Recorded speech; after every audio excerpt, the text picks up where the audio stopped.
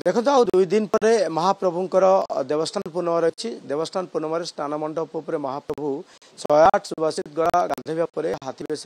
सुशोषित हे जो हाथी बेश परंपरा रही कहीं गणपति भट्ट स्वप्नादेश आधार हाथी बेश कर तो कहुए ये गोपातीत मठ एवं राघवदास मठ ये हाथी बेश को जोगे था हाथी बेश बेश कारीगर द्वारा प्रस्तुत कर राघवदास मठ परिसर ये कहुए महाप्रभुंकर सबुठारु ये गोटे नियारा भेष बोली कहीं ये हाथीर शुंड थी बड़ विराट बड़ बड़ कान थी ये जो भेष या किभली भाव में भेष कारीगर प्रस्तुत कर कहीं भेष कारीगर समस्ते प्रस्तुत करें स्वतंत्र श्रीमंदिर ही भेष कारीगर या प्रस्तुत करते मो सहित जे कि बसंत महाराणा अच्छा आम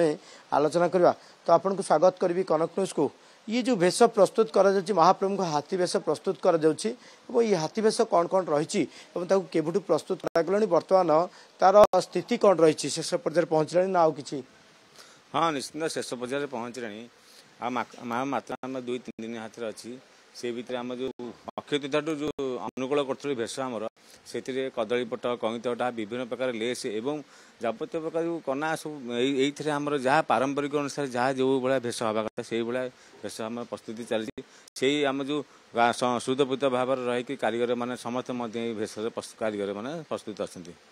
बसंत बाबू आम टे दर्शकों को देखा जो महाप्रभु जो परिधान करते भेष गुड़िक तार भेष गुड़िकर ना कौन कौन रही आम तो देखुचे भेष गुड़िक रही से जगार आम हुए तो देखले दर्शक बंधु टे जापारते क्यों भेषटा कौन रही कहीं ये कौन रही आप यहाँ हूँ आमर जो महाप्रभु जो हाथी बस हाथी मुंड जोटा कौट से मुंड को आम हांडिया बोली कहू से हांडिया थे यहाँ महाप्रभु मस्त मुंड उपर सब छोट छोट किया फड़ा तरस टाइप रे सब मुंड उपर खंजा ता सहित ये अधर या कान थोड़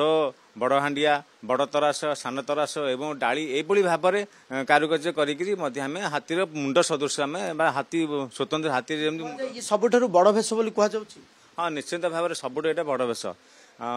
सिंहासन पर विभिन्न प्रकार तो भेष होती यहाँ सबुठ बड़ भेष जेहेतु यहाँ सिंहासन पर हुए कि सिंहासन जगह के मोटे हेनी से स्नान बेदी तार स्वतंत्र जगह सी स्वतंत्र जगार महाप्रभु ये भेष हो हाथी भेष यहाँ आउ जन मतलब कारीगर अच्छा प्रतिक्रिया नाक चेष्टा करवा तो कौन कौन सी प्रस्तुत कराउछंती एवं कौन रही तापर आम आलोचना करवा तो आप कौन कौन यहीटा को जो तैयारी करछंती या ना कौन रही एवं ये केमती प्रस्तुत कर केते शुद्धपूत भाव आपण माने निष्ठार से प्रस्तुत कर या ना हला अधर अधर सिलाई चलची अधरटा ये आम